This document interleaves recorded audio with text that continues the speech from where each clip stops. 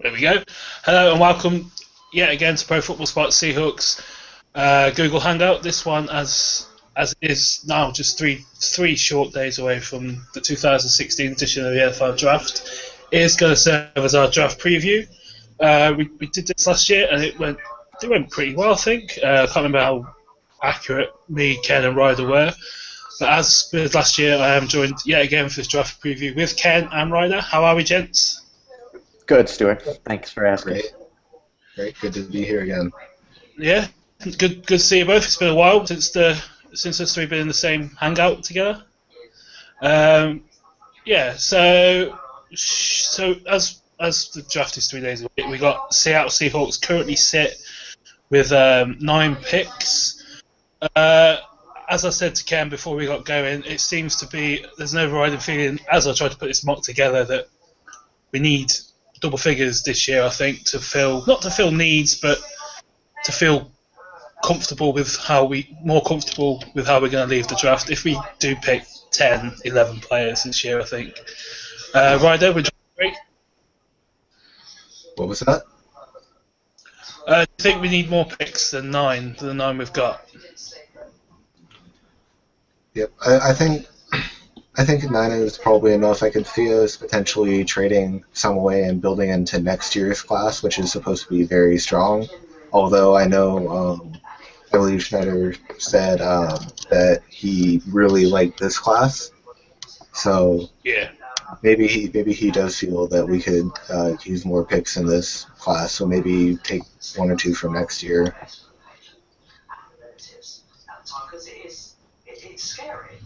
Yeah, Ken? Yeah, I mean, I could definitely see an accumulation of even more. I mean, doing these mock drafts beforehand, there was always one player that I would like the Seahawks to be able to key in on in an extra round, so it's in the realm of possibility for sure, but with 9 as it is, I think the Seahawks should be able to come out feeling pretty good about what they'll do at the end of the weekend. Yeah, for sure. Right, let's kick on into it. The first pick this year, as it currently stands, is at the 26th overall. We've got another long wait to sit through on Thursday night, and if they trade back, it's going to be that extra bit annoying as it was when we did for Paul Richardson a couple of years ago. But we've got a first round pick, and it's 3 days away from the draft, so it's different for a couple of years in years gone by. Ryder, going to start with you. 26 overall, the Seattle Seahawks select. Offensive lineman Jermaine Ifedi out of Texas A&M. Reasons? Yeah, he's definitely a Tom Cable type of guy where he's more of a run blocker. He's aggressive. Got some strength and athleticism. Personally, I'm not that huge on him. If we're gonna, take an offensive lineman in the first round, I would hope for somebody who's more pass blocking oriented, somebody who can definitely take that blind side spot. Yeah, I think I've seen talk that he could be someone who could be in the NFL, could be a interior lineman. So with Ifedi, do you think 26? Do you think the Seahawks is the first possible place landing spot, or do you see him possibly going earlier? I've heard the Broncos are also interested in him, which, I mean, they come after the Seahawks, and they're probably more concerned about getting a tackle at this, or a quarterback at this point. I'm not. I feel like most teams are also going to be kind of in my same camp, where if they're going to draft a tackle, they're going to go for somebody who's more pass blocking oriented. So I think they're more likely to go for another tackle if they are going to select one.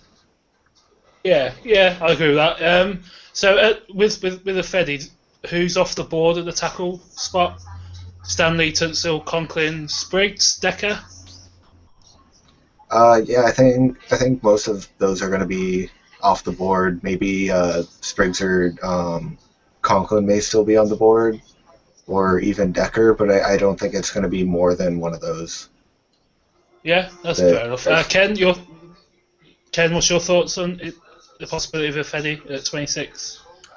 Not a bad selection. I think Jack Conklin will definitely be off the board by 26. That's a guy who I would love if the Seahawks were going to go O-line right away.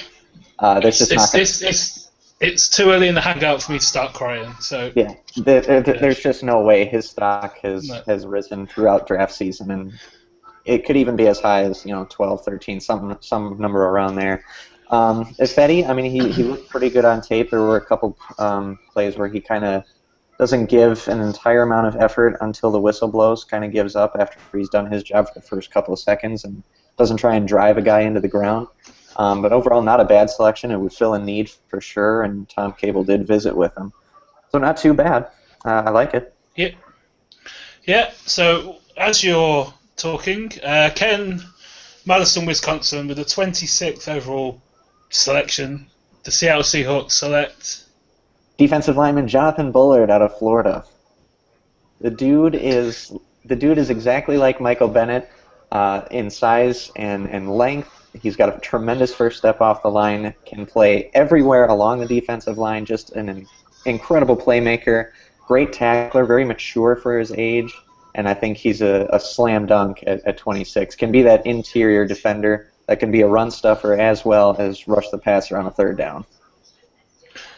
Ryder, your thoughts on Bullard at 26? Yeah, it's like Ken says, he's a very versatile player. Something that, it's valued literally at every position on the Seahawks. But a Michael Bennett type player, that's kind of what we need right now, with the potential of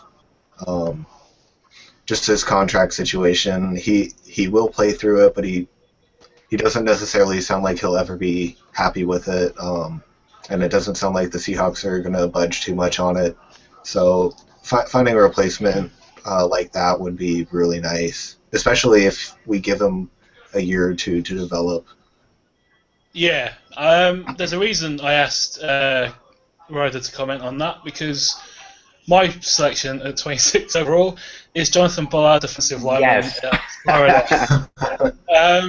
Yeah, everything Ken said. I think the versatility he brings, because if you watch him, his tape is impressive as anything, but it's not just from one spot. It's from three or four different alignments and different downs as well. So if you add him into a mix with Cliff Averill, Michael Bennett, obviously, Jordan Hill on passing downs, Tuba Rubin, Frank Clark, Cassius Marsh, it's a wealth of riches. If that's, I don't think it's the right phrase. Doesn't sound right. But yeah, Jonathan Bullard. Even for me, if a trade back is there at 26, if a quarterback falls, or if someone wants to come up for, I don't know, someone who's fallen all the way down to 26, and we go back to 31 to 35, he's probably still going to be there, unless there is a run on defensive tackles, but it doesn't seem like that could be the way. But yeah, I think Bullard for me he's been my selection since the Conklin Buzz picked up an extra gear since the combine. He's been the one I've penciled in. So yeah, Jonathan Bullard. Jacob's pick at this point is also defensive tackle of Louisiana Tech. It's Vernon Butler. I like that one a lot. Yeah. Yeah, I think he was a visit. I think he had a private workout at VMAT with the team. As Jacob sent me, he says Seattle showed a lot of interest in an enormous DT of LA Tech. He can slide in immediately and replace Brandon Mebe at nose tackle, which is key. He moves incredibly well for someone of his size. Butler showed the potential to be a fantastic defensive tackle, both against the run and pass, and could be a fantastic value pick at 26. I think I'd probably agree with every part of that if Jonathan Bullard's off the board. Ryder, Vernon Butler? Yeah, I think he's actually a pretty likely pick. I almost think it's down to him, Jermaine Ifedi, and Derrick Henry, but Butler, he's going to be a little bit of a project at this point. He's pretty raw, but he's big, strong, and fast.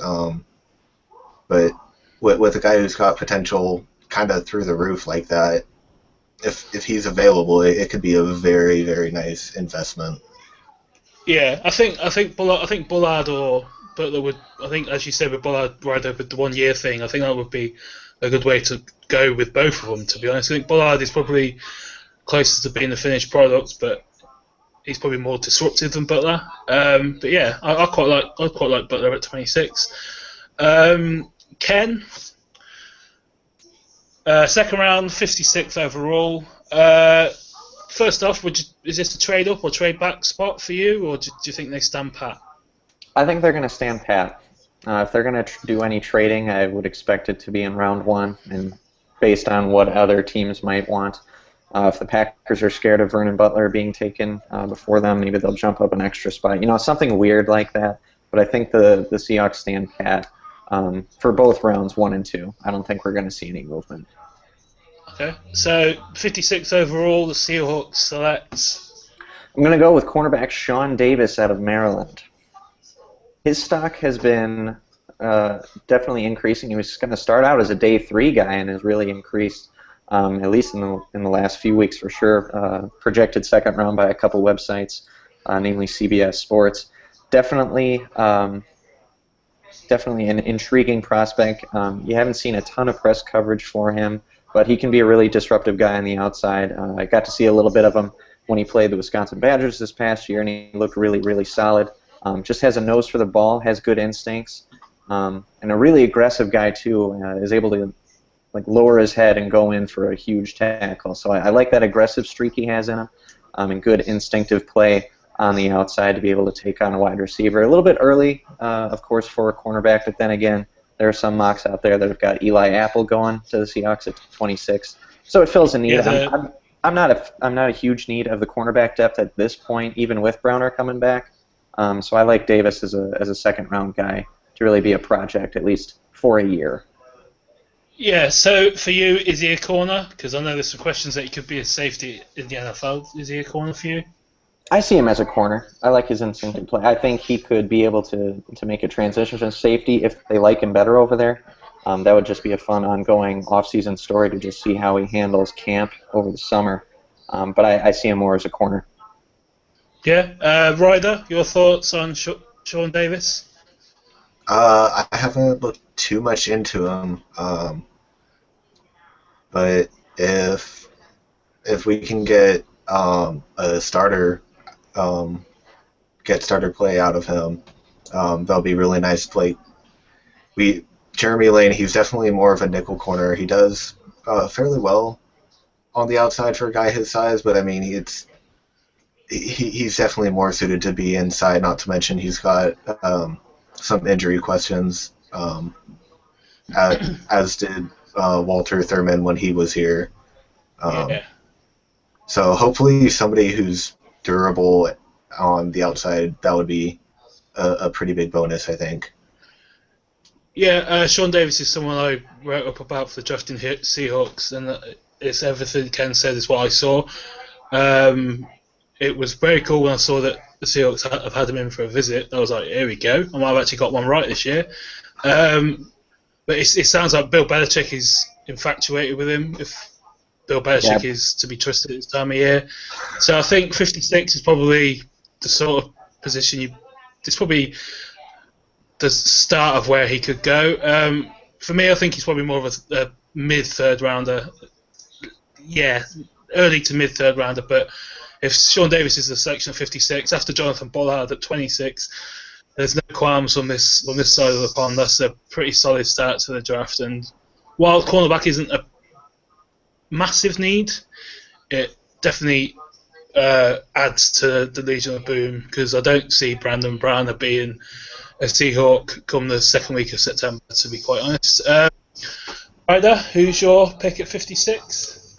Well, this is a bit of a dream pick, but I've really seen this player slide down several mock drafts recently. Oh no, this isn't going where I think it's going, is it? Is this selection going to do the Heisman pose? It's defensive end Emmanuel Ogba from Oklahoma State. Oh wow! I've really liked him the past couple of years. I think he'll make an immediate pass rushing presence. I don't have a ton of confidence in Cassius Marsh to develop beyond too much where he is right now. I think he would have the time to learn under Michael Bennett and Cliff Averill, and I mean, just a combination of him and Frank Clark on the edges in the future, like the sound of that is amazing to me. Yeah, I think what you said with Ogbar, I haven't really seen much of him. Is around the combine, there's a lot of buzz about because of the 40 time he put up. But yeah, he seems to have gone under the radar a little bit in recent since the combine, really, since the buzz at 40 died down. I'll be amazed if he's still on the board at 56, but stranger things have happened. Ken, what were your thoughts of Ogbar at 56? Ogbar. Yeah, not a bad idea. I mean, I'd be amazed too if he slid down. I've seen the latest mock drafts that Carolina would probably be the most interested in at 31. But if he slid down, I mean, like you said, he's a good pass rusher, able to make some plays happen and add to that depth along with the lines of Clark and Marsh just to add. Just make it more like 2013 when we had a ton of defensive guys to rotate in and be able to wreak havoc out there. So not a bad one. I think it's a little bit of a stretch for sure. But if he falls, I mean, that's not a bad selection. Yeah, I'll agree. So, my turn. 56 overall. He's one of the first players I dug deep on this year. His backstory is absolutely amazing. If you haven't read it or seen all the videos of Michael Strahan talking about him, definitely worth to go and have a look. It's Sean Coleman, defensive tackle out of Auburn. It's going to be because of I think he survived leukemia. There's a video of Michael Strahan on his TV show in America talking about the story that I think he read out a pick a couple of years ago at the draft in the second round. He's left tackle in Auburn. He can probably play both sides of the line.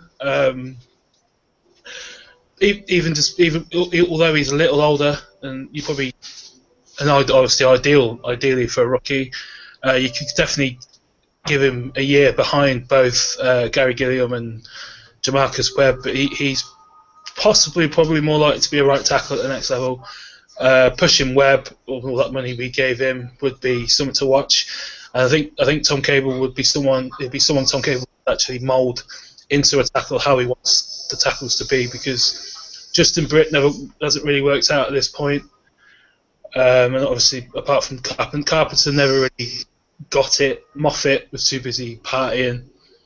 But yeah, Sean Coleman, offensive tackle out of Auburn. Ryder, your thoughts? Yeah, well, with his age, we've actually had success with older guys coming into the organization as early round picks, or at least day 1 and 2 picks. Had Bruce Irvin and Russell Wilson in 2012. I believe they were both 24 at the time. I think it probably wouldn't be a bad idea as long as he hasn't reached his peak yet. No, I don't think he has. I think he sat out here for his cancer treatment, and I think he started on both sides of the line. I haven't got my notes to hand, but I think he's someone. I think he has got experience, and he hasn't reached his ceiling yet. I don't think. Ken? I like the pick. I actually mocked him to the Seahawks 3 weeks ago before Sean Davis had really increased even more. But yeah, he went through 30 months of chemo treatments just to battle that cancer, and I think he started at left tackle for sure the past 2 seasons at Auburn. Yeah. He might have slid over to the right as well. But yeah, that warrior mentality for sure makes for a great story, and good work ethic for sure. And he should be there. I mean, and if you're a lineman in the SEC, you're going up against some premier talent every single Saturday. So there's no question about whether he can handle the next level of talent, because a lot of those guys are coming out of the SEC. So I like that warrior mentality for sure. Has some good athleticism, and yeah, he had to take the time off after cancer to get back into the swing of things, but he looks pretty good actually. Yeah. I think there's one thing which he might be a little early at 56 is because I think he's still recovering from injury. I don't think he's done much. He didn't do anything at the combine. I don't think he did much at his pro day either. So that'd be something to watch if he does fall a little bit further than 56. Because if he is fully healthy, he's probably a top 50 player in this draft class, even with Ifedi and all Spriggs, Decker, Conklin, and the like. Jacobs' pick at 56 is also an offensive lineman. It's Conor McGovern, offensive guard. He's put here, Missouri. As Jacob says here, everything about McGovern screams Seahawks. I think the fact of how athletic he appears to be, how athletically he plays, the versatility he can bring to the table, and also the fact he's from Missouri. Obviously, we had Justin Britt. We were apparently interested in Mitch Morse last year before Tampa took him a few picks before we took Frank Clark. So yeah, I think Conor McGovern is definitely one of the best names to watch at this point or around further on. Ryder, your thoughts on McGovern? Yeah, I wouldn't mind us taking him. Last year, Mitch Morse had kind of a really late surge in his draft stock, and unfortunately that pushed him past us being able to take him. I liked him last year. If we can get another Mitch Morse type guy, I think that would probably be a nice upgrade for us. Yeah, I'd agree. Ken? McGovern was actually my first third-round selection here for this mock. Probably not going to be there at 90, but it was a little bit of a stretch for me. But yeah, the Seahawks love to go in Missouri. I mean, Justin Britt has made me a little bit hesitant to look at Missouri linemen. To be honest, I was a big fan of Mitch Morse last year, and like you guys said, I think it was Kansas City that might have actually jumped ahead and got him instead of Tampa. Tampa was Marpet, wasn't it? Tampa was Marpet. Yeah, Tampa was Marpet. So, I mean, McGovern, again, great athleticism, can haul a ton of pounds. I think he set a ton of school records as well over at Missouri for all that stuff. So, I think it's a really good selection. Yeah. I think you just mentioned it. So, Ken, your first third round pick, 90th overall is? It's going to be Connor McGovern. So, hey, I'll be totally happy if they go up to 56 and take him instead. But if he's there at 90, I think that's a safe pick as well. Yeah.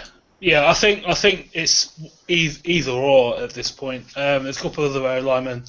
One of the ones is the guy at Jacobs picked at this point. I'll get to in a sec. Ryder, would 90 be more palatable for you than 56 for McGovern, or? I wouldn't mind 56, but I wouldn't be ecstatic about picking him that early either. Okay, that's fair. Like I said, I think it is somewhere between 56 and 90 that McGovern is probably going to hear his name called. Ryder, 90th overall? For me, that's going to be Willie Henry out of Michigan, defensive tackle. We need to get one at some point in the draft. I think it was Brandon Meebane was taken in the third round when we got him, so use another third round pick to get his replacement. Henry's going to be mostly filling the middle for run stuffing reasons. He's got a little bit of a pass rush to him, but more than anything, he's gonna be a run stuffer. Yeah, I think I've seen him as a bit later on, but Willie Henry is a Michigan, but also which is obviously Frank Clark. But digging deeper, he was also a high school teammate of Frank Clark. It appears, so it would help ease him into the locker room. I don't think he comes with the baggage Frank Clark came with a year ago, but it would be quite a good 1-2 punch, similar to like the Baldwin Sherman Stanford thing we had a few years ago. But for me, Willie Henry's probably more of a fourth, possibly a fifth round guy, but I wouldn't begrudge if he's 90th overall. Ken, your thoughts on Willie Henry? I like that. Good size, 6'3", 303, a lot like Jordan Hill. I had also seen his name for fourth round. But again, I mean, Michigan, they have a great coach over there now in Harbaugh and a really good program. So it's not a bad school to be looking at. So it's a good replacement for a guy like potentially Demarcus Dobbs just for that defensive line depth. 'Cause I don't know if he'd slide in immediately. It'd be interesting to see if he could, though. Yeah, yeah. Before we get to my pick, Jacob at 96. That's the one that let me bring it up. Yeah. Joe Dahl, offensive guard, center, lineman, Washington State. I like this pick. I'll just get up what he wrote about him. Ryder, what are your thoughts on Joe Dahl? Well, I'm pretty sure he's a Tom Cable type of guy, run blocker. I haven't actually looked too much into him. I've seen his draft range be pretty up and down, but it seems like it's almost settled somewhere in the third round. For the most part, I almost see him going earlier than 90, maybe by like 10 picks or so. Yeah. I think he's similar to McGovern. I think it's 56 to 90 is his kind of range. As Jacob says, he's a local kid. Dahl's been a popular Seahawks choice in mocks. Similar to McGovern, Dahl is an explosive lineman who played left tackle at Washington State. He can also line up guard, center, which is interesting that I've mentioned to Ken in the last few weeks. Or tackle on day one and be productive. Ken, your thoughts on Joe Dahl? Overall, and at 90. Right. Joe Dahl was my second third-round selection, actually. So Jacob's making this pretty easy for me, I guess.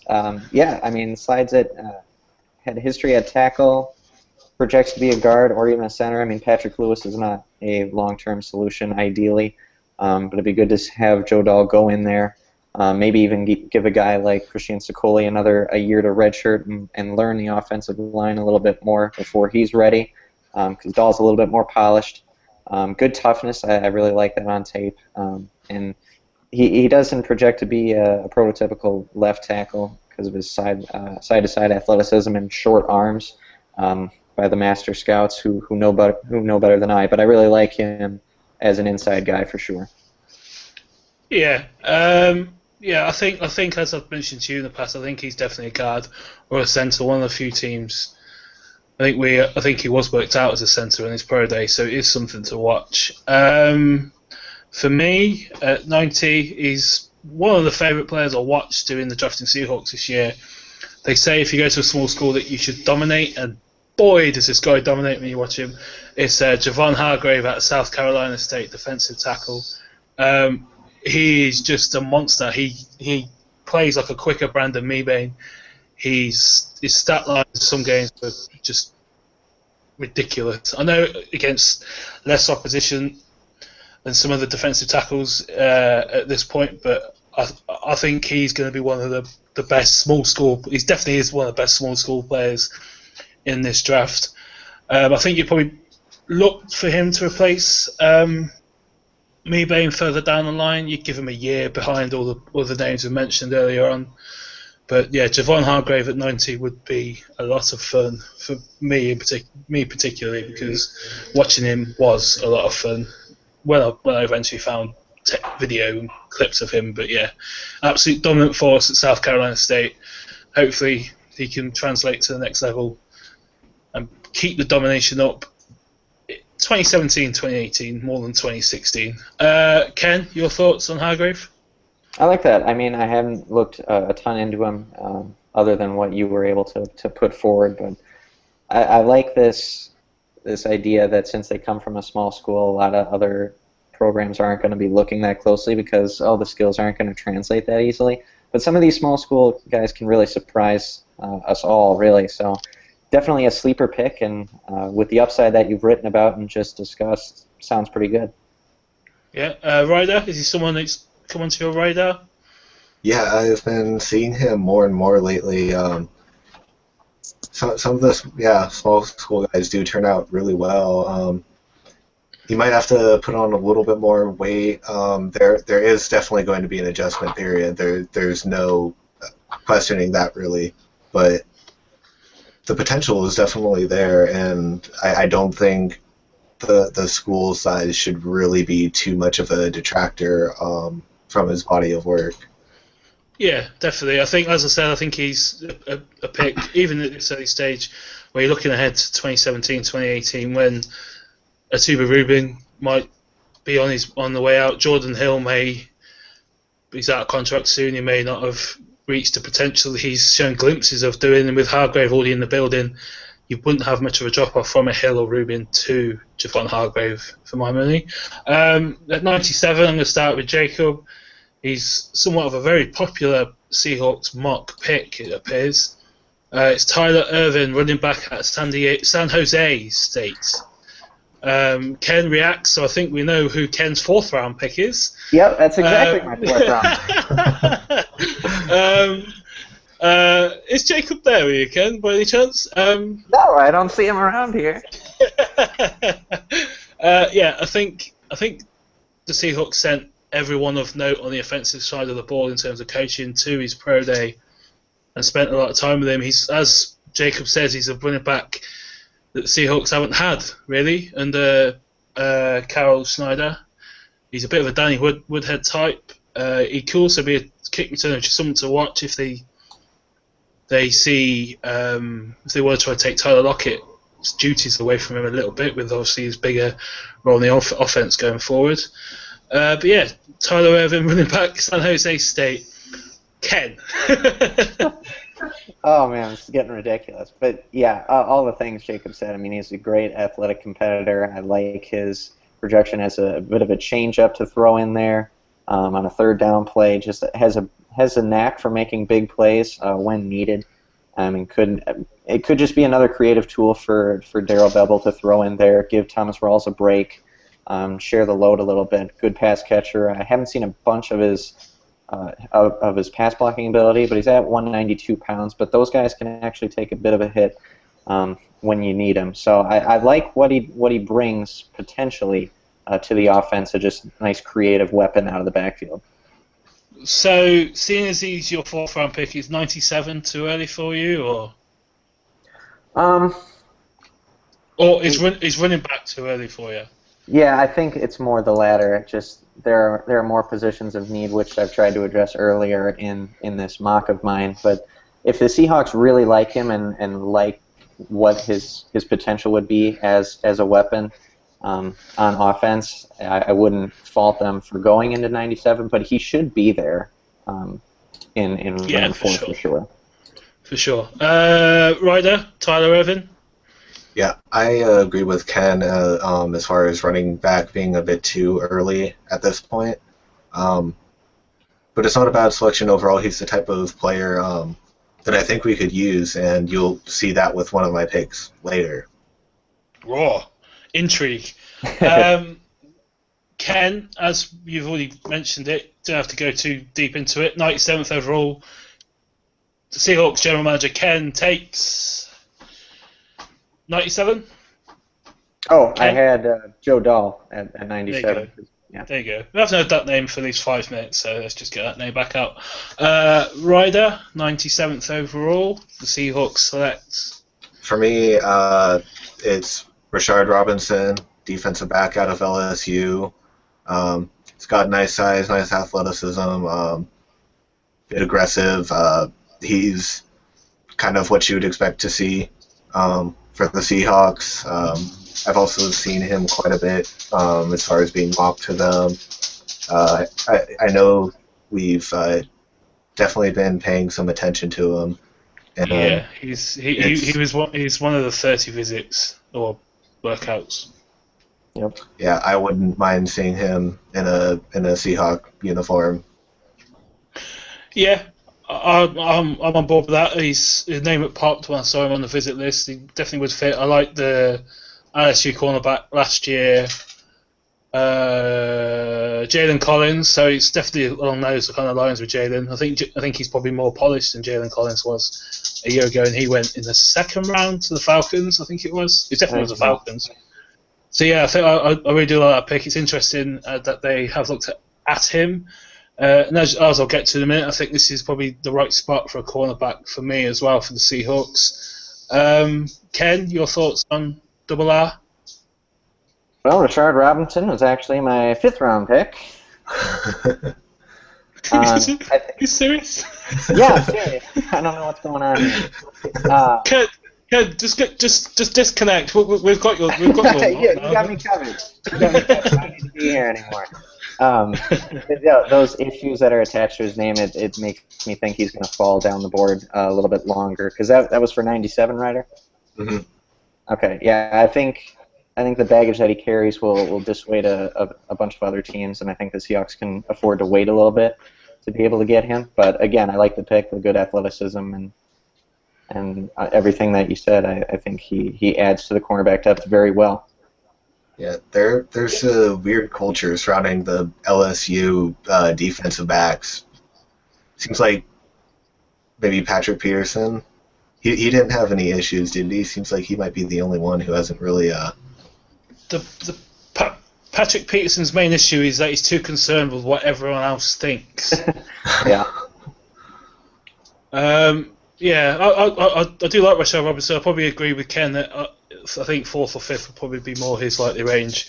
But I do take a cornerback at 97 overall. He's another guy I watched later on. Another small school guy. It's Kalan Reed at Southern Mississippi.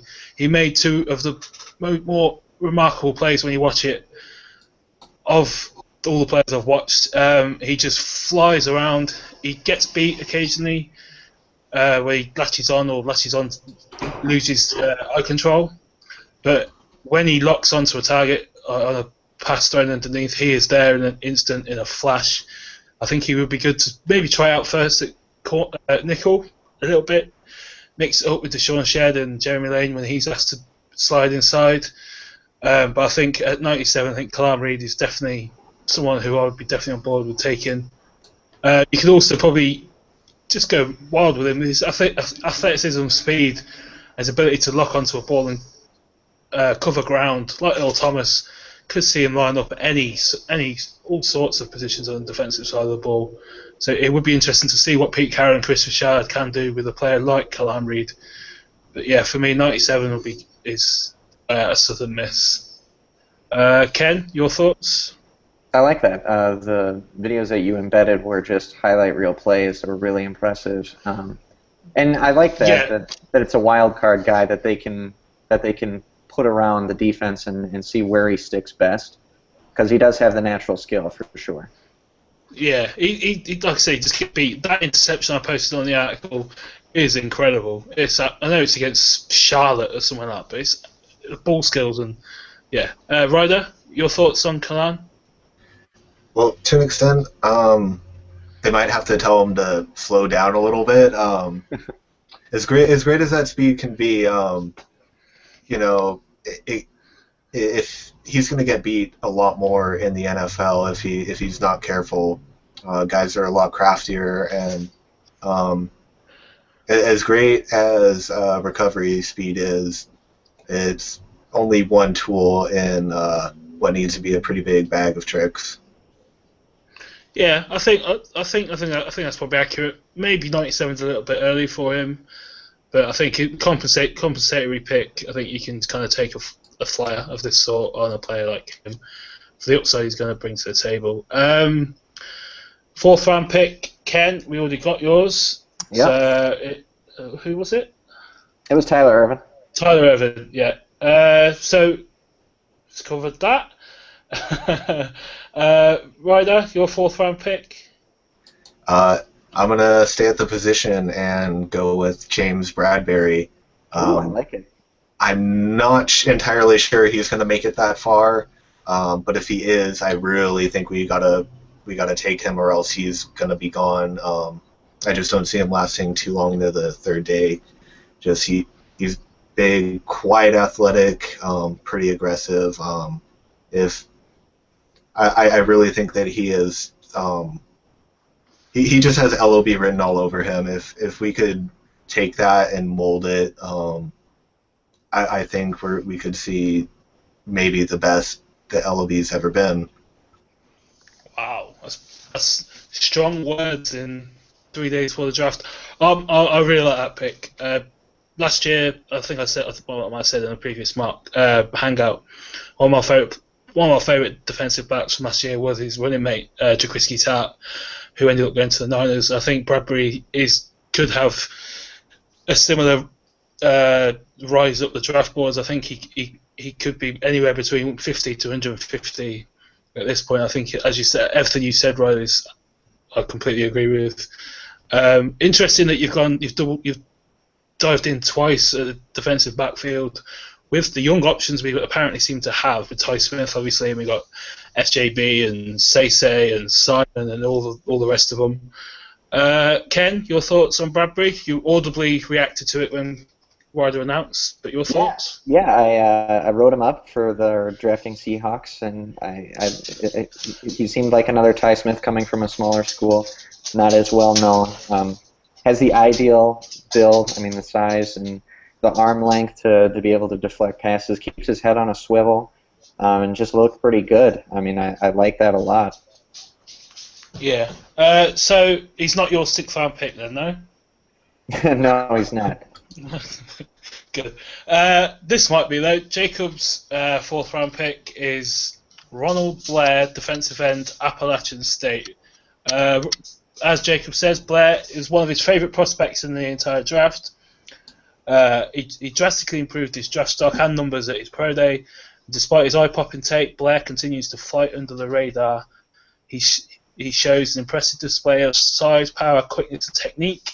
Blair will probably end up as a 4-3 defensive end or a 3-tech in the NFL. Ken, your thoughts on Ronald Blair?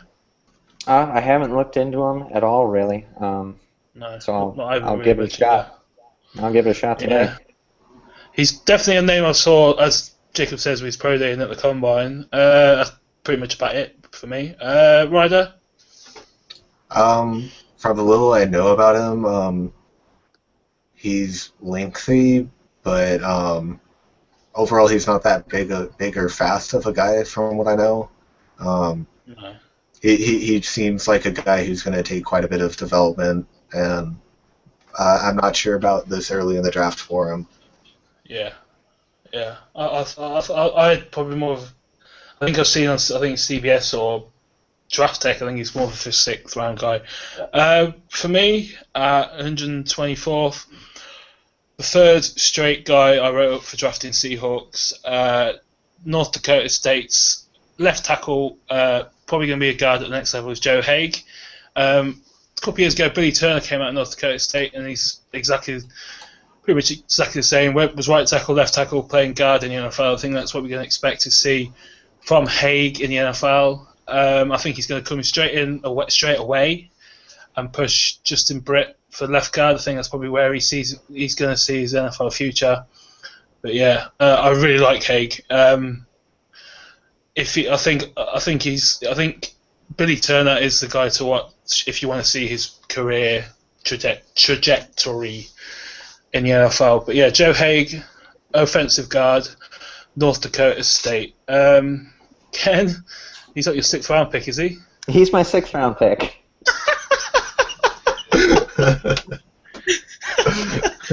I might as well just sign off and text you the rest of my picks, man. Oh, God. I was talking. I was trying to hold it in. Trying to hold it in while you were talking. It's just like, oh. So if he's 6th round, does that mean this is a little early for you then? I actually wouldn't mind going that early. I mean, for a guy who's able to protect Carson Wentz really well, there's got to be something really good about this guy. I mean, really good size at 6'6" and over 300 pounds. I'm actually banking on him surprising people and staying at the tackle spot. I think he has the drive within him and the gritty play to be able to do that. Has some good sideways athleticism as well, so perhaps stay in front of some edge rushers. But yeah, I wanted a guy who projected to be an actual tackle, because the other guys I looked at earlier in the draft are probably going to slide in for sure. But I'm banking on Haig kind of surprising everyone. Okay. Ryder, your thoughts? Well, I was a pretty big fan of Billy Turner coming out of college. So a similar guy would be nice to see. Hopefully, saying a tackle would be good. Have something longer term set up for there rather than Jamarcus Webb or Gary Gilliam. Uh, Definitely a replacement for Gilliam or for Webb. I'm not too huge on him, but getting him that late in the draft would not be a bad idea, especially considering where Turner went before. I think he went in the third round, or was it fourth? I think he was late third. Yeah, he might have even been a comp pick. I think, but yeah, he was definitely third or fourth. Ryder? Yep. Still here? Yeah. Yep. Can you hear me? Yes, I can. Yeah. Ken, can you hear me? Yeah, I can hear you. Yeah, cool. Right. So should we move on? Sounds good to me. Yeah. Ken, who was your fifth round pick? That was Rashard Robinson out of LSU. I haven't heard that name for 5 minutes. Let's see it again. Ryder, your fifth round pick? My fifth round pick is Perez Ford out of Northern Illinois. Just looking into him. Huh? Can you repeat that? Because I completely missed the name. I thought you selected a player called Northern Illinois.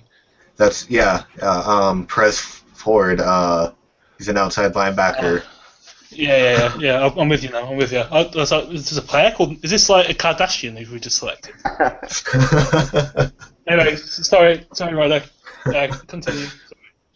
Well, he's very much a guy you would just looking at the measurables alone. He looks like a guy the Seahawks would like. He's a bit undersized for a guy at the position, but he's really fast. He's a rangy linebacker. He's the type of guy who runs around the field to make a bunch of plays.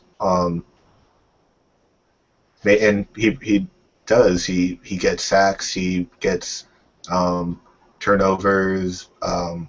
Gets tackles. He's just he's a Seahawks linebacker. That's the best way to put it. I've got to be honest. He's someone who has completely avoided my attention. Same here. So I'm gonna have to agree with all the words you just said and go yes. Yeah, his stock was pretty low for a while, but it's gone up lately. Apparently, some people are starting to see him as a potential sleeper prospect. I don't know if I would go quite that far, but I mean, I could see him developing into something decent as far as a backup goes. Definitely has special teams potential. Yeah. I think he's definitely someone who I will be looking at once we finish here. I'll try and find some stuff on him. For Jacob, who seems intent on the Seahawks saving money on air miles, he selects Travis Feeney, offensive linebacker out of Washington. He's a local kid and all that.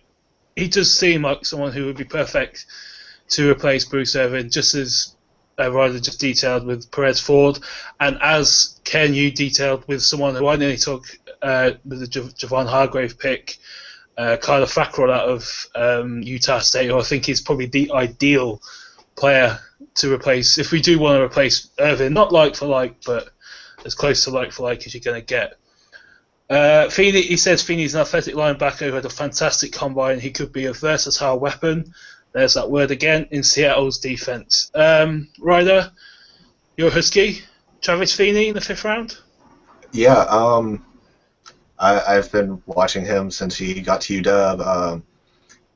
He started out really well, had a little bit of a rough patch in his sophomore and junior years. He's going to come with some injury concerns, but he's kept his athleticism through it. He's versatile, bit undersized. He's going to have to put on weight. I think he's in the 220s or something right now. Yeah. But I like the pick. It would be great if we could keep him here. Yeah, Feeney is someone who I penciled in as a 6th-round pick, but I think I think this is probably about his about where he's going to go. I think I think very few players help themselves more than Travis Feeney did in Indianapolis at the Combine. I think the workout he put together, the Pro Day backed it up, the little bits he did. But yeah, I quite like the pick. Ken? Yeah, I like it too. A little bit undersized, but great speed. He was put out in coverage a lot, so he should be able to transition well to what the Seahawks would like him to do. And he almost kind of had to have a great performance in Indy because there are so many defensive studs around him for the past year or so to just rack up all the highlight reel plays. So he's been put in the spotlight, and at least in the last month or so, he's been intriguing a lot of players and a lot of executives. Yeah, definitely. Where are we now? Is it me? It is me. 5th-round pick. He's someone who would probably be top 100 pick if it wasn't for an injury midway through last year. It's Max Turk, center out of USC. He's probably, past Ryan Kelly, probably my favourite center in this draft class. The way he gets off the snap is just, I think the tape against Washington, the way where he got injured last year is really, really impressive. If he comes back healthy from that, he might not be ready day one. I haven't really seen much on his medical reports in the last few weeks. But yeah, Max Turk would definitely be the centre for the next 5+ years, and at 171, it would provide great value for a position as vital as it is to the Seahawks, to Russell Wilson, and to the entire offense, really. Ken, Max Turk, I think I'm saying his name right. Yeah, I like that. I hadn't really been thinking about the Seahawks going for a pure center, but Turk, he projects really well, light on his feet. I haven't looked at a ton of tape to see what kind of offensive awareness he has pre-snap and adjusting line coverage, but if he's got the smarts to go along with his well put together frame, it's not a bad selection, and it's just the hope that he can recover well from that ACL and hopefully not have lost any of that natural ability. Yeah, definitely. Ryder?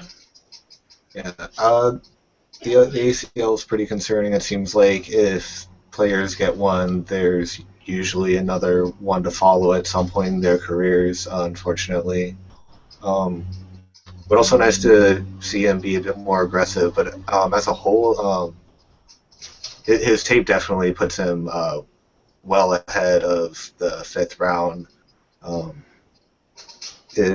If we can get him this late, I'm not sure that he falls this far and he can stay healthy. I think we could get a steal with him.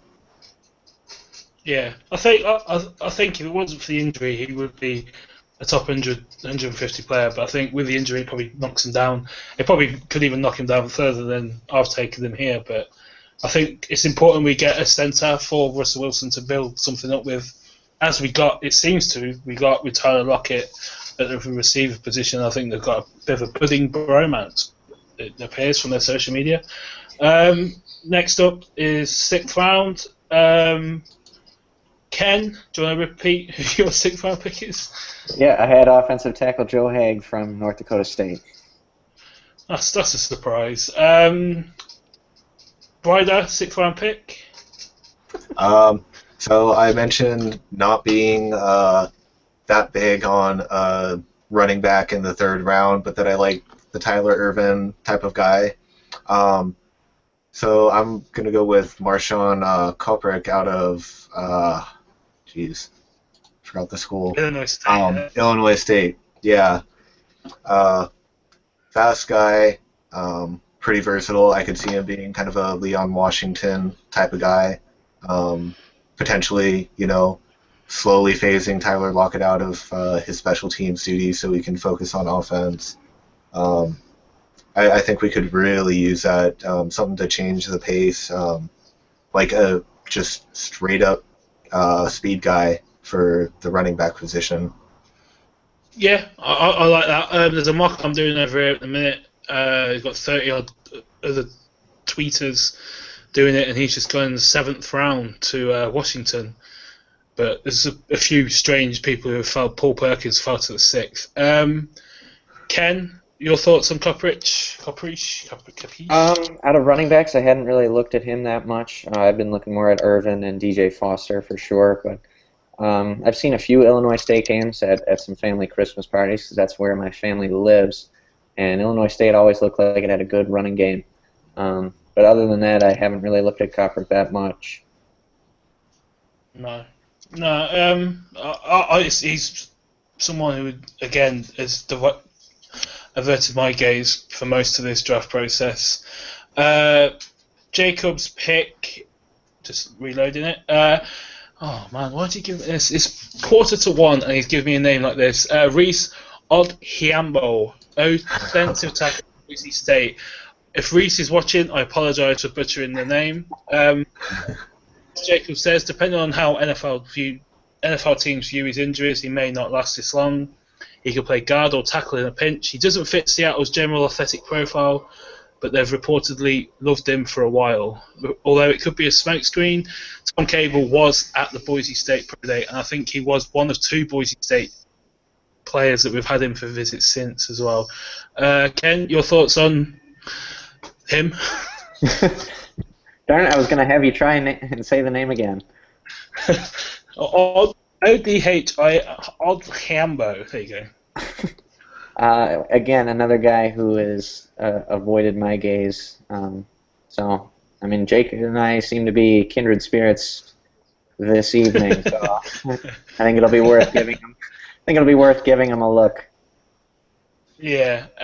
Ryder, your view on Reese? Yeah. So as far as Odiambo goes, I nearly mocked him to my 5th round pick, but he ended up getting squeezed out just barely. Yeah, I'm not sure how well he's gonna hold up as far as injury goes.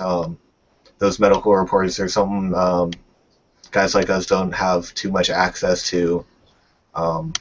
It sounds like we do really like him, and he could have gone potentially on the 2nd day, in that 56 to 90 range that's come up a bit. But those injuries have really put a damper on his draft stock, and could see him slide pretty far. Yeah. Yeah. I think the injuries are a massive concern, as Jacob and both of you have said. He's someone I've looked a little into when I saw that we were at his pro day. Not blown away, but at this point in the 6th round, you take flyers on players, I guess, don't you? So I wouldn't be against it. I wouldn't be surprised if it is a position we take at this point either. But yeah. Sorry, my phone just froze. Yeah, but I hope we don't draft him because I don't want to say his name again. So I hope it's someone else. My 6th round pick is a player like Reese. It's someone who could see his draft stock affected quite heavily by injuries over the last couple of years. It's Jordan Howard, the running back out of Indiana. He just put numbers up. I think he put 240 yards up against Michigan for the Hoosiers. He's productive. He really, again, like Turk before him, and like as we just mentioned with the Boise State kid,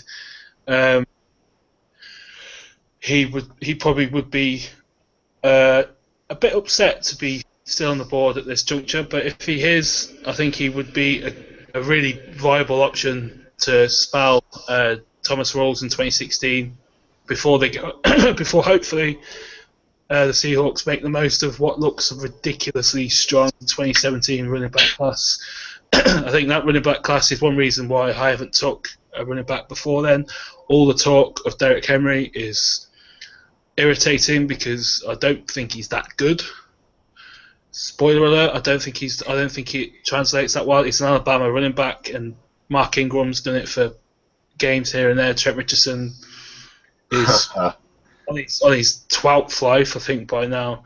So yeah, that's why I'm not much of a fan Derek Henry. But yeah, Jordan Howard, running back, Indiana. He's faced some, not hardships, but he's faced some challenges, obviously, with UAB dropping football and him transferring to Indiana. But yeah, Jordan Howard. Ryder? Yeah. I know that there are some people who really, really like him and kind of feel like he hasn't gotten the attention he's deserved. He replaced Tevin Coleman, who I really liked last year, and he did a good job of doing it.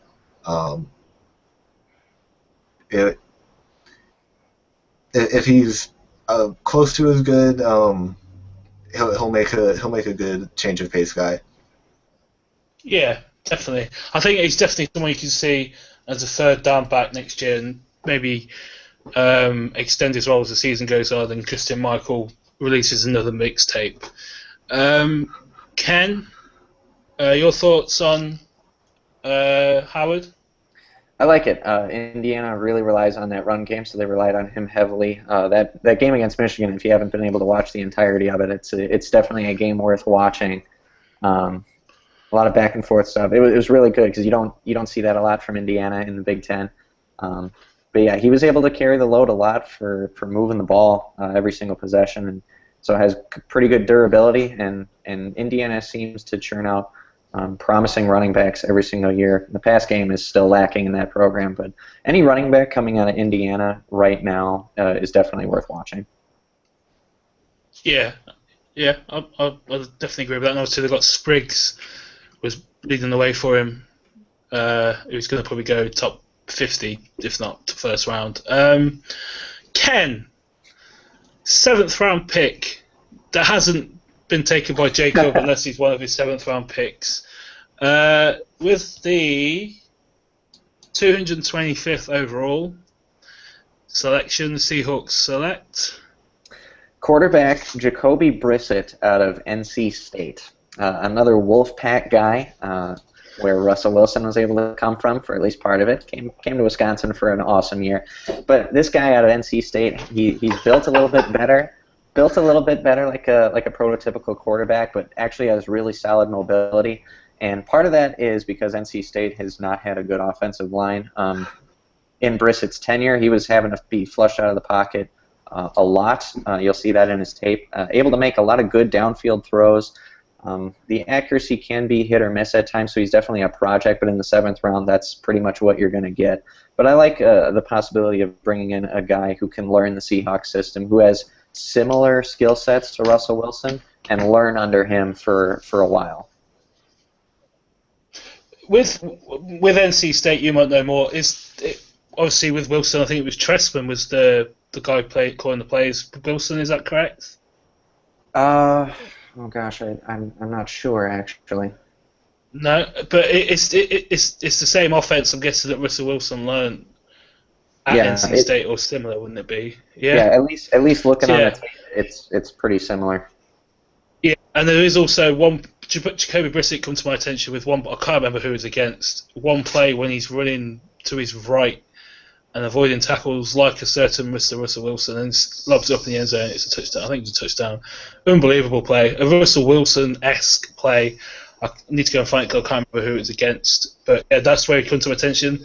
As you said, quarterback at this point with Tyrese Jackson's future either not existent in the NFL or not in Seattle. It's a position which we're probably going to address at some point. There's a player who I would like, but I think his price has probably got a little too rich for the Seahawks. So Brissett definitely fits that profile, the Russell Wilson profile. So yeah, it's a pick. I'm on board with that. Ryder, Jacoby Brissett? Yeah, not too bad of a pick. I considered mocking him as well. Actually, in round 6, but ended up deciding on another quarterback. Yes, me too. So is this? So is the quarterback your pick now? Yeah, actually, it's Vernon Adams out of Oregon. Just looking close by, and yeah, he's kind of really similar to Russell Wilson. He's short, athletic. Um, he's got solid, not great, but solid accuracy. And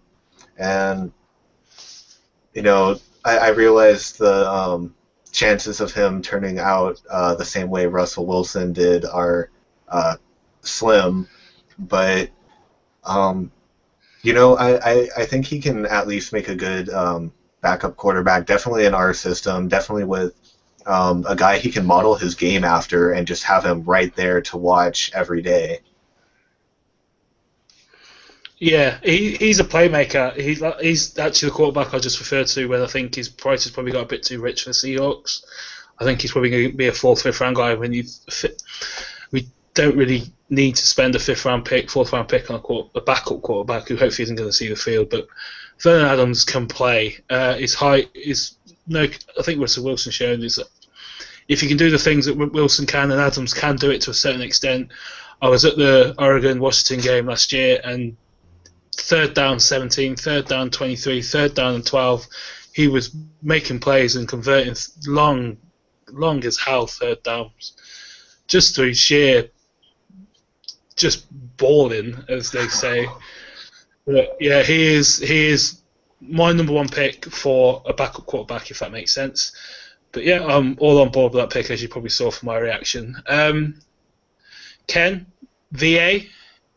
I'm on board with it too. I mean, at this point, there's a few quarterbacks I wouldn't mind them taking. I like Adams' confidence in the last day or so. The things he's been saying that he's the number 2 quarterback, and so I like that he's trying to improve his draft stock days before the draft, like this. Just saying confident stuff like that speaks to his mentality as a competitor. So I wouldn't shy away from it for sure.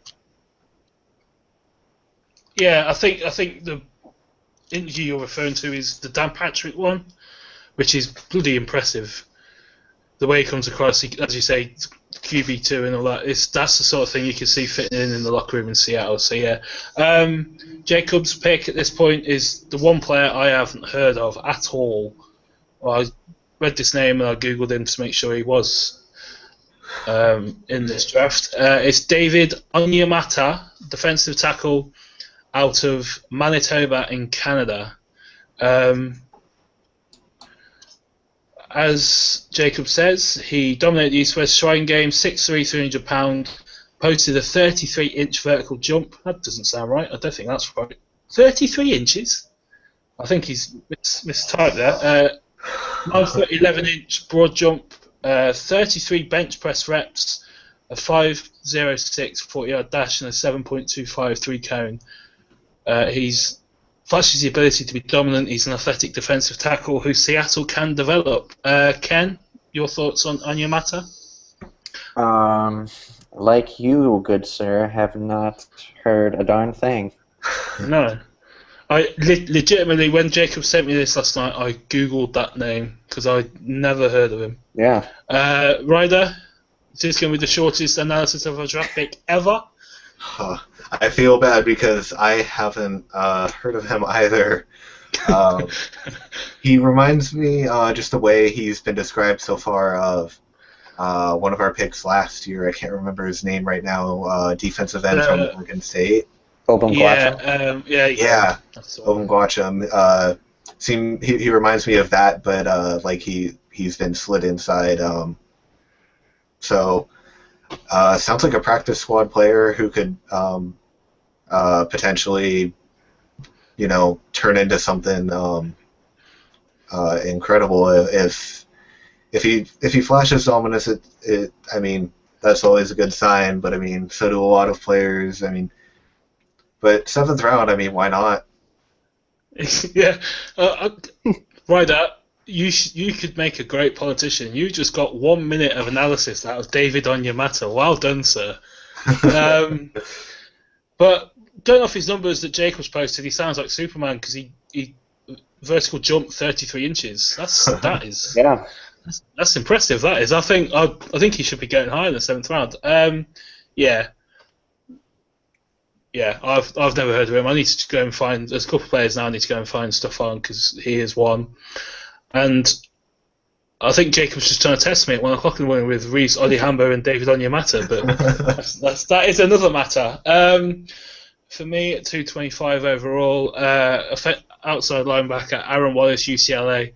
Another Pac-12 guy who I'm bringing into town. I really like him. There's someone posted clips of him covering tight ends. I think he could be, while he'll probably fill the role vacated by Bruce Irvin with Frank Clark and all the other defensive ends we've got to earlier on tonight. Well, that's the new Bruce Irvin to do different things to Bruce Irvin, because no one could do some of the things Bruce Irvin could do. I think Aaron Wallace fits into that perfectly. I think he could rush the passer quite effectively, but I think that ability to cover the tight end and the slot receiver is key and valuable to the Seahawks, especially for what people like Garrett Selleck and other tight ends who destroyed us last year. I think it's at 7th round. It's a flyer, but it's a flyer with someone who's got skills and athleticism to fit in the Seahawks defensive scheme. Ryder, Aaron Wallace. I haven't put much stock into him. Heard the name, not too much connected to Seattle, but yeah, we had some trouble with tight ends last year. So if we could find somebody who could cover them really well at this point in the draft, I think that would be worth a lot more than a 7th round pick. Yeah. I think with the mix I've got in my draft with obviously Bullard and all the others before, Bullard and Hargrave, you're going to get to the quarterback eventually, so you might as well get Aaron Wallace in to finish it off and bring along. I think like Hargrave, he could be someone you could ask to see stuff more from in 2017, and hope someone like KPL or Mike Morgan somehow still on the Seattle Seahawks roster to step up in the meantime. Even Eric Pinkins, who's back in town, I know Ken is big on him and still waiting patiently. Ken, Aaron Wallace. I like it. He looks definitely built enough to handle a tight end. And then the stat that has really jumped out to me when I looked at him just a little bit was that he finished with 7 sacks and 17 pressures despite playing less than 60% of the snaps. And it really jumps out. He can be an instant playmaker that's kind of a sleeper guy coming in under the radar for sure. Only a 1-year starter, which I'm sure is one of the main reasons he's going to be available so late, because the instincts might not be there quite yet. But at this point in the draft, you're looking for a project like we were with Obum Gwacham last season. Yeah, as with the Manitoba kid, and that's why I mentioned, I think Gwacham is the sort of the mold you follow when you play like Wallace at this point. I'll do Jacob first. Jacob's 7th round pick is DJ Hunter, safety linebacker out of Marshall. Watching Ken to see if it may be his other. No, it's not his other 7th round pick. As Jacob said, as Seattle took Ryan Murphy last year, like a guy in later rounds, depth behind Cam and Earl. Hunter is physical, instinctive, and quick. He can be a bigger safety or linebacker in Seattle. He inserted himself onto the national radar after his pro day. Hunter's 4.4, 38, 40. He does it again. 39.5-inch vertical. That's a 10-inch broad jump and 6.8 3-cone. All would have been second among safeties at the combine, and the Seahawks were apparently at the Marshall Pro Day. Now, I've always got a soft spot for Marshall, just because We Are Marshall is a cracking film. Matthew McConaughey, yes. But yeah, it's a really cool story. Obviously, it's a sad story, but it's a really cool story how they're rebuilding that program down there. But yeah, DJ Hunter is not someone I've seen much of. As Jacob says, he wrote about him, and that was the first I heard of him. And then I saw him pop up on someone we worked out. So it's definitely a name to watch at this point. The athletic profile definitely seems to fit in, but again, with his last pick, I'm going to have to go back and look him up, I think, in the next few days. Ryder, your thoughts on DJ? I don't know that much about him either. Hasn't been on my radar. No. Ken? Yeah, I'd seen his name a couple of times, but for safety, I'd been gravitating a little more towards Arizona's Will Parks.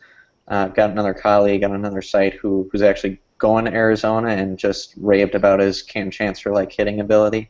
So I've been trying to look more into that guy because the Seahawks have been looking at him as well. So I haven't really looked at DJ. Yeah. Yeah, yeah. Well, if again with the Roy Murphy and with the Urban Guachon before, if it's following the 2015 path, I'm all for it. Although hasn't Murphy just been arrested? Or was that a few months ago? He was arrested for something. All right, because the Broncos had let him go. Yeah, I think it was around the Super Bowl. I think he got arrested for something. It was like right before the Super Bowl. Yeah, Ken, 7th round pick. Amazingly, no one else has took him. So let's see who you got. I've got outside linebacker Christian French out of Oregon, a guy that the Seahawks have looked into a little bit. Might even be undrafted at this point. A couple CBS Sports doesn't even have him going in the draft at all. But a 4.75 40. I think it's at this point. I was looking more towards Kyler Fackrell for an outside linebacker to fill the need. But he looks better at a 3-4 scheme, and I think some other team will jump in there. So just to fill the need in the 7th round, I'm going to go with a guy that the Seahawks have looked into in French. Yeah, French was someone I had at this spot too up until about 6 hours ago. I changed it when I actually realised there's a position I've left off my mark, so I thought, right, instead of waiting for an undrafted guy, I'm going to go for this guy, so I'll get to that in a sec. But French is definitely someone I've looked into, definitely fits the profile, as you said, with his 40 time is impressive, and I think like Wallace, he could be someone you bring along in 2016 and hope a Pinkins, Morgan, or someone else, KPL, steps up in his place and allows him to smoothly transition into the role in 2017. Ryder, French? Yeah, I heard him connected to the Seahawks. Has the athletic profile. Probably going to be special teams type guy, replaces Mike Morgan at some point. Solid pick in the 7th round if you can get a role player like that, or solid backup at the position. Yeah, definitely. So yeah, we'll come to you there, Ryder. 7th round pick. The Seahawks finish their draft with Kaden Severin, wide receiver out of Virginia. His backstory, I don't know if you guys have heard of it. He has a sickle cell trait, and his mother actually died from it when he was still quite young. It's been a bit difficult for him at times to deal with it, but his coaches have helped him through it. He's had to do a lot to get it under control, but I think no one would be better at doing that than the Seahawks, where they really keep track of all their players. They make sure they're doing well mentally, physically, really help their players out. And he's kind of a Chris Matthews type of player, where he's got a bit of size. He's not overly athletic. He's not quite at the same level as Chris Matthews was, but he definitely comes in with more polish. He attacks passes. He's kind of more of a red zone type of guy. I think I could see him, were it not for the sickle cell trait, I believe he could be going much earlier in the draft. Yeah, Severin is not someone I watch, but he's someone I've spotted his measurable. He's 6'2", I think, just over 200. Yeah. It's definitely something it definitely fits what we possibly need at wide receiver position. I think Chris Matthews is quite a good comparison to make on just that. I haven't seen much of him past his name and measurables and what he's a little bit of his story. But yeah, at this point I quite like that pick. It was a position I considered at this point, but wide receiver. But there's a few other names that I had ahead of Severin. Ken, your thoughts? Yeah, I'm in the same boat as you, Stuart. But beyond his measurables, I mean, 6'2" looks pretty good for our wide receiver core. Could be well used, and kind of reminds me of the situation Garrett Scott was in. I forget if that was last year or the year before, but his heart condition. 2 years ago. But in that story, it sounds kind of similar to what the Seahawks could potentially do. Bring him in, give him a shot. and then if not, keep him on the payroll for those health benefits and things like that. So. Yeah, but with sickle cell, who was the safety who had that, the former Steelers one? Ryan Clark. Yeah, right? so I think because he couldn't play in Denver, could he? Because of the altitude and all this stuff. So it is something obviously someone's had success with to a certain extent in the NFL. So there is precedent for someone being able to cope with it and produce at the NFL. So it would be a cool story. It would be fitting if it is in Seattle. For me, the final pick of this mock, 247th overall. One of my favourite quarterbacks in the entire draft, Matt Johnson, quarterback out of Bowling Green. He is a bit of a gunslinger. He's probably not a run-around type quarterback like Wilson and Vernon Adams would be, but he's just the touch passes he can get 30, 40, 50 yards down the field for Roger Lewis, particularly this year. But it's also the way he leads on the field seems to be quite impressive. Bowling Green were a machine at certain points during 2015. I think he probably will go undrafted. I think he could be someone that the Seahawks probably target at that point. But I'm not taking any chances with this. I'm getting our quarterback, get him in the system, get him in the locker room. And I think it would be a good understudy for Russell Wilson, someone for Russell Wilson to lead and take under his wing for the next couple of years, because he just seems to have transferable traits, if not completely the same as Russell Wilson to how Vernon Adams does. But yeah, Matt Johnson, Bowling Green. Ryder?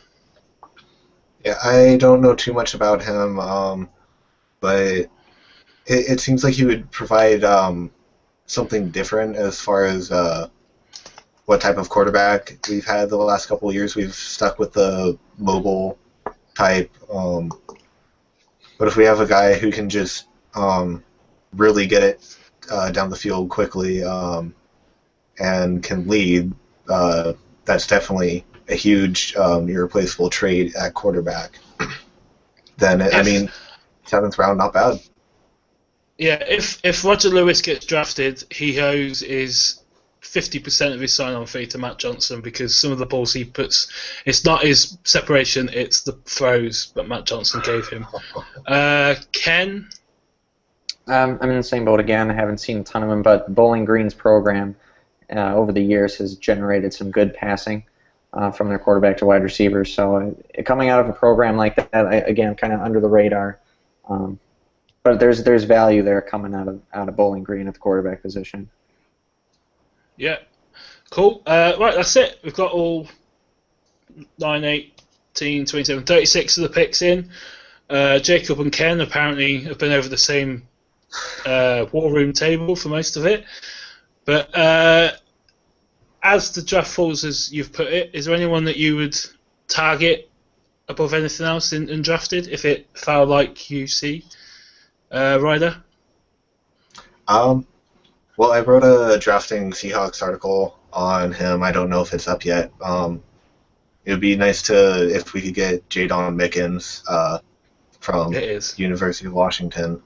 I like him. He's probably would fit the same type of role as Tyler Lockett, honestly. But he's not nearly as good at this point. Got some body catching tendencies that are going to cause some real trouble in the NFL. Yeah. But at the very least, I think he could help us out on special teams. And it would continue the Washington wide receiver undrafted tradition that we've got going the last few years. Exactly. Yeah. Ken, anyone for you? For undrafted guys, not a ton. I mean, from Wisconsin, if Alex Erickson doesn't end up getting drafted, he's a wide receiver, really good work ethic, had a great showing this past season. I'd just like somebody to pick him up and at least give him a shot, because he was basically our only target through the air, and he was still able to get separation from the number one guys.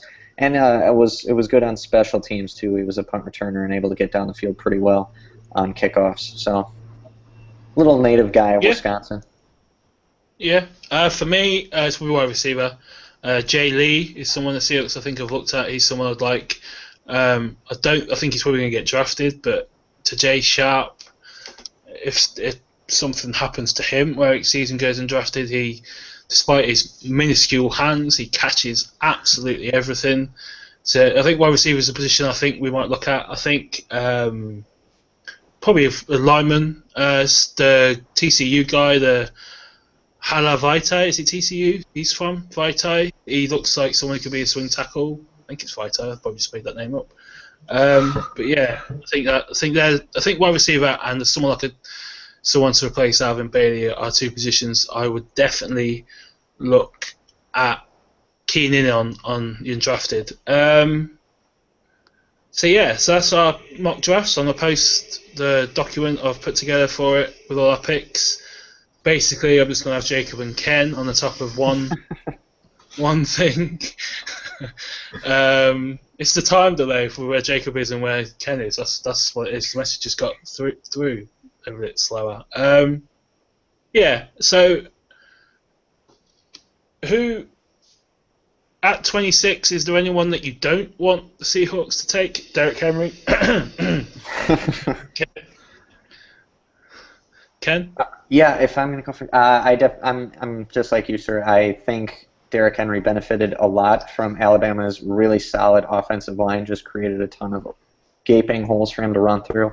And obviously, he's built a little bit more than the other Alabama backs that have come out. I mean, the guy he looks impressive for sure, but again, that offensive line I think really carried his collegiate career.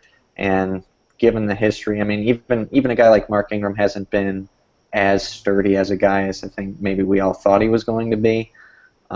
So I don't want the Seahawks to look at him for sure. At any point, or just in the first round? At all. Because I'm at any. Yeah, I'm with you. Ryder? I'm in the same boat, actually.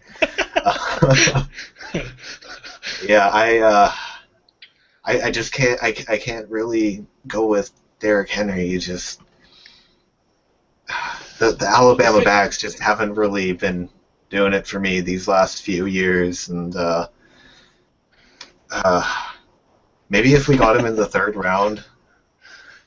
Yeah, it would be more palatable, but I think especially with the group of running backs who are going to be there next year. I mean, you've got Dalvin Cook, you've got Christian McCaffrey, you've got Nick Chubb, you've got the kid, the Oklahoma kid, I can't place his name. The class of 2017, that's the one. The class in 2017, just if you can get through 2016 with Thomas Rawls in one piece and Christian Michael and someone like a Tyler Irvin or a Jordan Howard or Paul Perkins maybe even at some point, and then invest in the position next year in the first two rounds, then do that. Don't force it with Derrick Henry just because he's going to run over defenders. You think he's going to run over defenders like Marshawn did, because no one's going to run over defenders like Marshawn did. That's why he should be in the Hall of Fame in 5 years' time. So next up, with all our mock drafts done, obviously the draft starts on Thursday, and then if you two chats are available, maybe Jacob, we're going to try and hook up and do our live reaction, live webcast chat during the second day. Some of it, if not all of it, obviously with the Seahawks, a bit unpredictable for the draft. We could be here all night, or we could be here an hour when they select at 50 and 51. But so I think that'd be something that you chaps would be up for on Friday evening. Yeah, it should be available. I don't think I'll be able to make that one. Okay, no worries. Well, if not, if you can, well, I'll send the invite and everything. But that's our next hangout up on PFS. This one will be going up rather shortly. I don't think there's anything else we need to cover. Cam Chancellor's not going anywhere, is he, chaps? I don't think so, no. Probably not. I'm pretty certain this is coming around because he was at the Virginia Tech spring scrimmage on Saturday. And I think, he's in Virginia. He's going to skin. I think that is literally what they've done. I don't see 2 weeks ago it all was well, and now he's going to be no. Yeah, so yeah, that's our mock drafts. Enjoy the draft on Thursday. Let's hope the Seahawks select someone at 26, and if not, let's hope they select someone at least on Thursday. If you're going to trade back to 31, so we still get a draft pick on Thursday. Yeah, until then, thanks for joining us. I'll see you guys Friday and Ryder in some point in the future. Yep. See you later, guys. Thanks, Drew. See you later.